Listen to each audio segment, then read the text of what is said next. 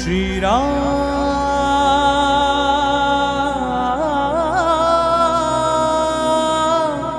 Jai Shri Ram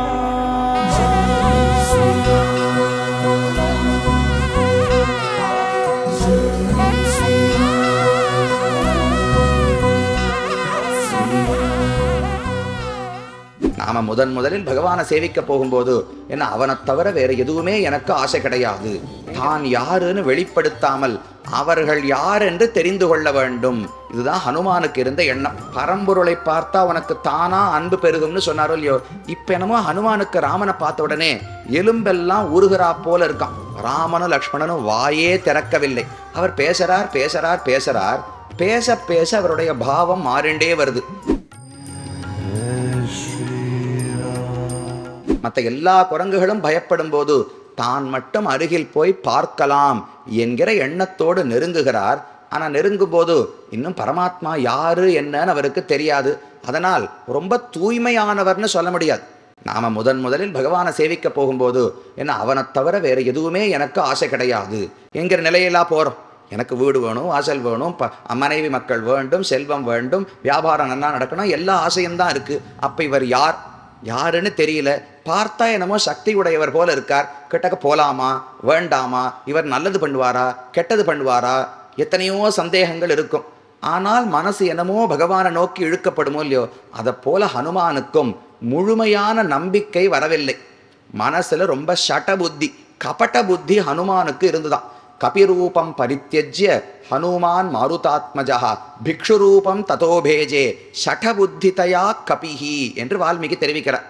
ராமனிடத்துல போய் தான் யாருன்னு வெளிப்படுத்தாமல் அவர்கள் யார் என்று தெரிந்து கொள்ள வேண்டும். இதுதான் ஹனுமானுக்கு இருந்த எண்ணம்.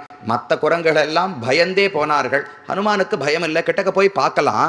ஆனால் நாம யாருன்னு ஒண்ணுமே சொல்லக்கூடாது. சுக்ரீவன் யார் என்றோ தான் யார் என்றோ ராமனுக்கு சொல்லக்கூடாது.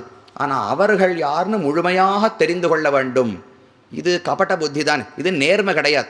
நமக்கு ஒருத்தர் தொலைபேசியில் அழைத்தார். அழைத்த உடனே யார் பேசுறதுன்னு கேட்டோம். இன்னார் இருக்காரான்னு கேட்டார்.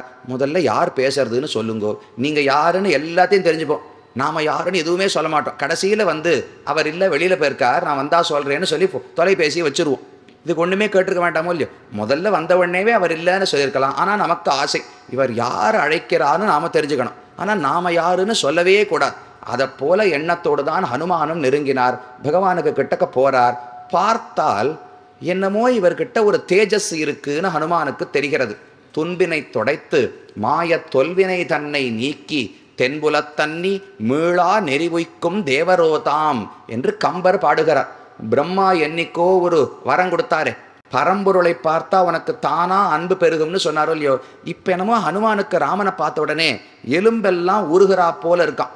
துன்பினை தொடைத்து நமக்கு இருக்கிற துன்பங்களை எல்லாம் போக்கி மாயத்தொல் வினை தன்னை நீக்கி இத்தனை நாளா சேர்த்து வைத்த பாபங்களை எல்லாம் போக்கி தென்புலத்தன்றி, தென்புலம் அப்படின்னா தெற்கில் இருக்கக்கூடிய நரகம்னு அர்த்தம். இந்த ஜீவாத்மா நரகத்துக்கு போகாமல் இவனை ரட்சித்து பாபங்களை எல்லாம் போக்கி துன்பங்களை போக்கி மீளா நெறி உய்க்கும் தேவரோ, இவர்தான் மோட்சத்தை வழங்கக்கூடிய பரம்பொருளோ என்று ஹனுமானுக்கு மெதுவாக சந்தேகம் ஏற்படுகிறது. இன்னும் யாருன்னு சரியா தெரியல. மனசுல நிறைய சூக்ஷ்மங்கள், நிறைய முடிச்சுகளை வச்சுருக்கார். ராமனிட்ட போனார். நீங்கள் யாருன்னு கேட்கிறார். தான் யாருன்னு சொல்லவே இல்லை. முதல்ல நான் ஒரு பிக்ஷு, நீங்கள் யார், பார்க்கறதுக்கு வேஷம் என்னவோ தபஸ்விகளை போல இருக்கே, ஆனால் ஆயுதங்களை எல்லாம் தரித்து கொண்டிருக்கிறீர்கள், நீங்கள் யாருன்னு பேசிண்டே வரார். ராமனும் லக்ஷ்மணனும் வாயே திறக்கவில்லை. அவர் பேசுறார் பேசுறார் பேசுறார், பேச பேச அவருடைய பாவம் மாறிண்டே வருது. ராமனை சேவித்தாரோ இல்லையோ, சேவிக்க சேவிக்க அவனுடைய அழகுல மெதுமெதுவா தோற்க தொடங்கினார் ஹனுமான். ஜீவாத்மாவும் எத்தனையோ பேர் பயந்து போகும்போது யாரோ சிலர் மட்டும் பகவானை நோக்கி கிட்டக்க போறாளோ இல்லையோ, போகும்போது முழுமையான நம்பிக்கையெல்லாம் இருக்காது. நமக்கும் தூய்மையான உள்ளத்தோடு போவோம்னு சொல்ல முடியாது. திருமங்கை ஆழ்வாருடைய ஒரு அழகான பாசுரம். மைவண்ண நறுங்குஞ்சி குழல் பின் தாழ மகரம் சேர்குழை இருபாடு இலங்கியாட எய்வண்ண வெம்சிலையே துணையா இங்கே இருவராய் வந்தார் என் முன்னே நின்னார் கைவண்ணம் தாமரை வாய் கமலம் போலும் கண்ணினையும் அரவிந்தம் அடியுமகுதே அவ்வண்ணத்தவர் நிலமகண்டும் தோழி அவரை நாம் தேவர் என்று அஞ்சினோமே. திருமங்கையாழ்வாருக்கு ராமலக்ஷ்மணர்கள் வந்து நின்ன உடனே இவர் என்ன தேவர்களா யாருன்னு தெரியல, மனித தோற்றத்தை போல் இருக்கவில்லை. அப்ப முதல்ல பயம் வந்தது ஆழ்வாருக்கு. அதற்கு பிறகு மெதுவா பகவான் நிறைய வழிகளை பார்த்தாராம். முதல்ல பாடத் தொடங்கினாராம் பகவான், தன்னுடைய அழகை காட்டினாராம். கடைசியில திருமங்கையாழ்வார் அழகுக்கு மயங்கி போனார். நைவளமொன் ஆராயா நம்மை நோக்கா நாணினால் போல் இறையே நயங்கள் பின்னும் செய்யளவில் என் மனமும் கண்ணும் ஓடி எம்பெருமான் திருவடி கீழ் அணைய என்று பாடுகிறார். மேலும் இது போன்ற சிறப்பான நிகழ்ச்சிகளை காண இப்போவே லைக் பண்ணுங்க, ஷேர் பண்ணுங்க, மறக்காம சப்ஸ்கிரைப் பண்ணுங்க.